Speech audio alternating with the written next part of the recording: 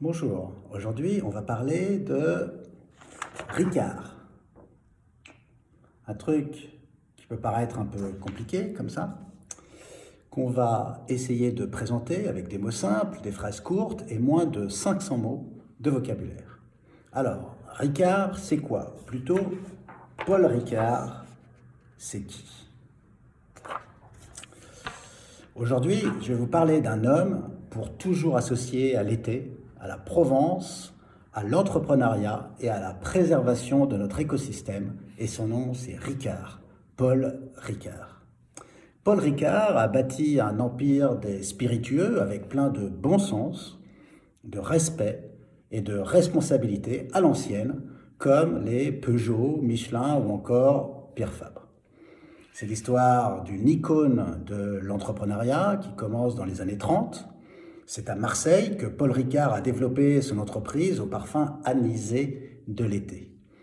Il a créé, à partir de rien, un groupe encore très important aujourd'hui, 90 ans plus tard, devenu le deuxième groupe de spiritueux au monde.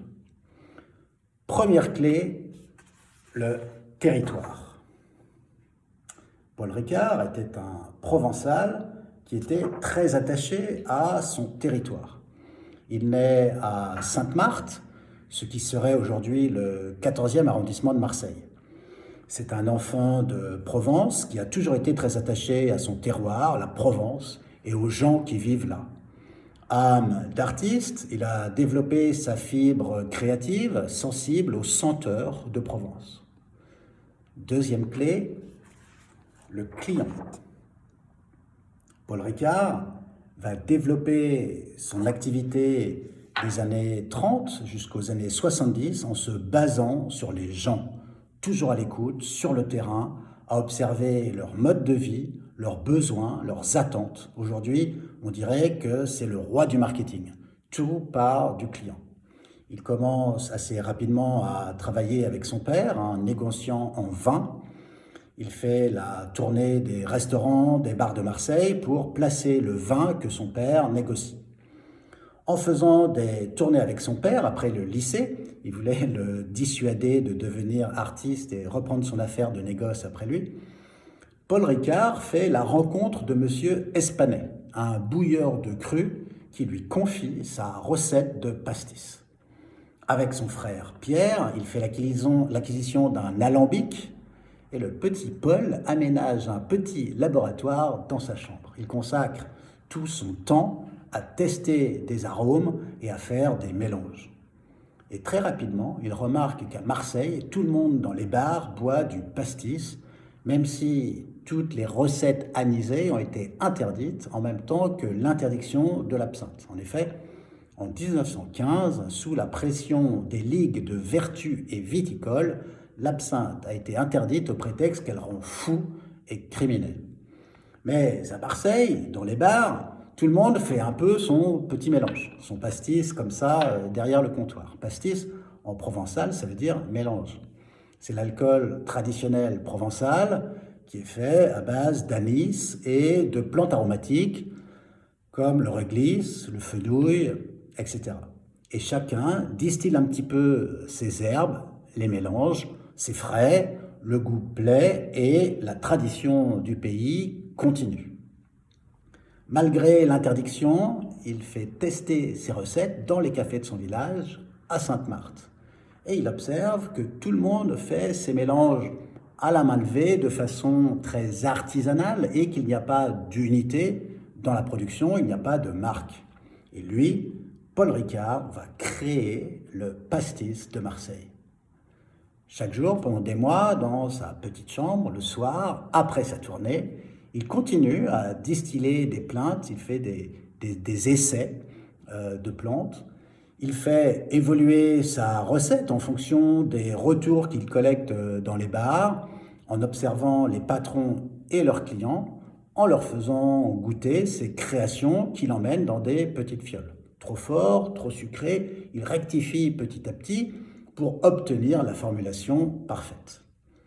En 1932, un décret libéralise la fabrication et la vente des boissons anisées à 40 degrés.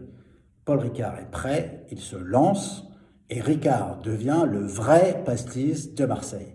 C'est la première fois que le mot pastis apparaît sur une étiquette. La marque est créée. Ses premières bouteilles vont être vendues au patron de bar de Sainte-Marthe, qu'il connaît bien maintenant, et il leur a préparé un argumentaire où il leur explique sa recette. 2 centilitres de pastis pour un verre, 5 volumes d'eau fraîche pour une dose de pastis et un glaçon. Dans les années 30, tout le monde faisait un peu à la main levée et certains avaient la main un peu lourde et forçaient un peu la dose en servant un pastis un peu serré. D'autres, peut-être un peu pingres, servaient au contraire une boisson un peu trop légère en goût. Avec les bouteilles d'1 litre, en servant 2 centilitres, vous faites 50 verres, ce qui vous fait une rentabilité de temps, et voilà combien vous allez gagner. Et vous allez avoir des clients qui reviendront chez vous pour ma recette qui est parfaitement équilibrée. Sous l'œil étonné de son père, qui n'y croyait pas trop, devenu un petit peu éloigné de la réalité du terrain, le succès est rapidement au rendez-vous. En 8 mois, 250 000 bouteilles sont vendues. Et il fait tout lui-même. Les affiches publicitaires, la conception du broc à bec pour faciliter le travail des serveurs dans les cafés.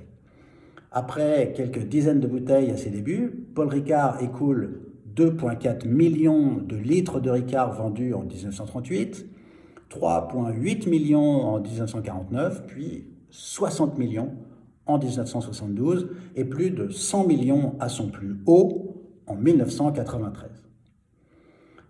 En 1939, avec la défaite des forces françaises, tout s'arrête. Le régime de Vichy interdit tous les alcools à plus de 17 degrés et l'entreprise doit fermer. Ce qui nous amène à la 3e clé de succès de Paul Ricard, les employés. Paul Ricard rassemble ses employés et leur annonce « Nous allons devenir paysans ».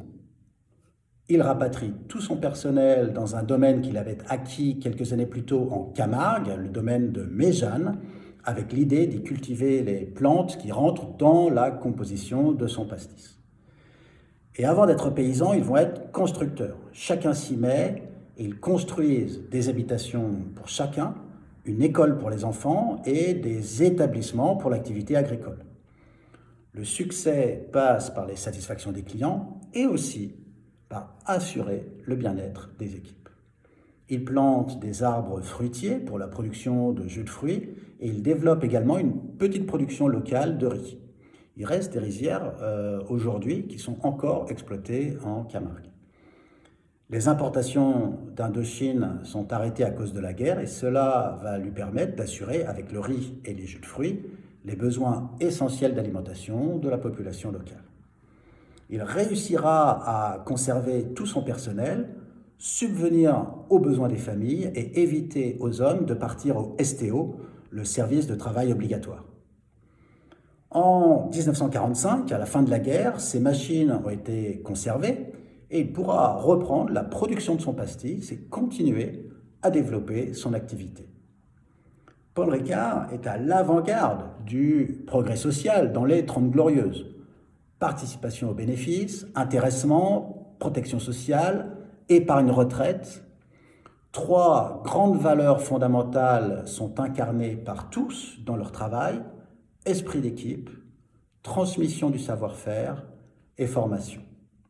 Il crée une amicale qui est responsable du bien-être des collaborateurs. C'est un petit peu, on pourrait dire, l'ancêtre des comités d'entreprise. Elle s'occupe par exemple du logement du personnel, d'activités sociales comme des concours de boules et gère les colonies de vacances des enfants du personnel et des voyages pour le personnel. C'est d'ailleurs lui qui a créé avec Michel Montana, le directeur du quotidien La Marseillaise, le mondial de pétanque, dont la première édition se tient à Marseille en 1961. 4e clé, les parties prenantes. Après la guerre, Paul Ricard se rend aux États-Unis lors d'un voyage organisé pour les entreprises françaises en croissance et c'est la révélation. il y découvre la recette du succès des firmes américaines. Un patron qui reste en contact avec la réalité des clients sur le terrain. 2, une forte proximité entre les dirigeants et les employés. Et 3, une concertation permanente avec les stakeholders, les parties prenantes de l'entreprise,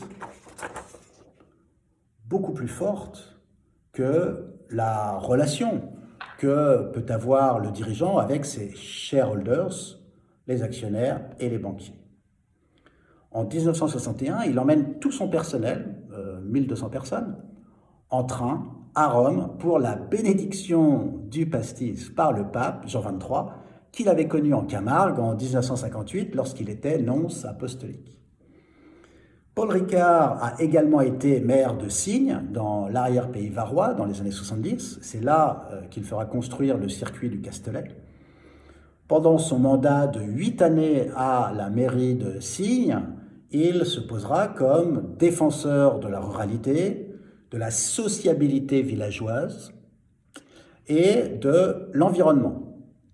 Premier défenseur de la gestion des espaces forestiers ou du petit commerce en centre-ville.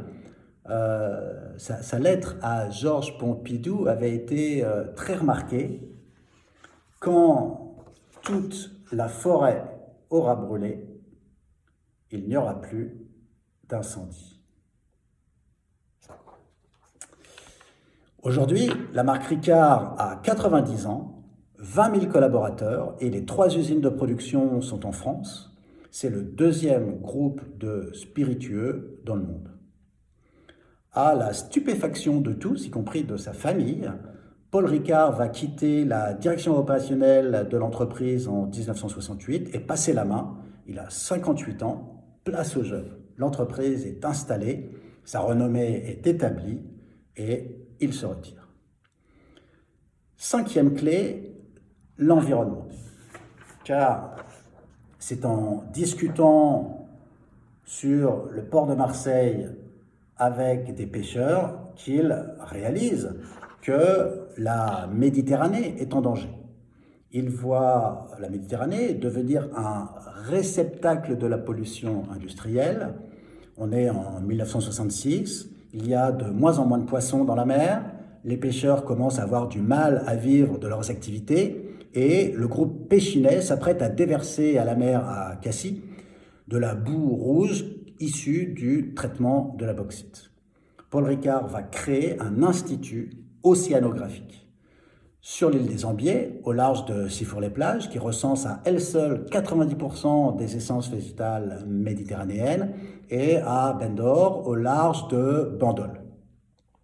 De nombreuses journées découvertes sont organisées pour éveiller la conscience écologique, la protection de la mer et de la nature des enfants.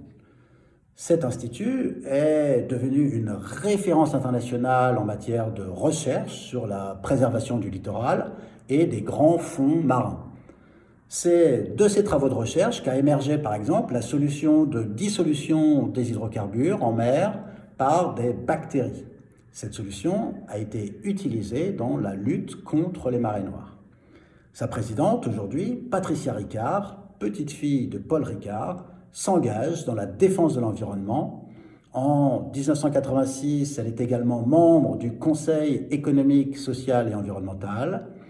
De 2010 à 2015, elle est membre du prestigieux Explorer Club de New York. Mais ça, c'est une autre histoire. Merci beaucoup. Et puisqu'il faut comprendre avant de pouvoir agir, si vous parlez de Paul Ricard et des patrons responsables autour de vous, moi, je vous like.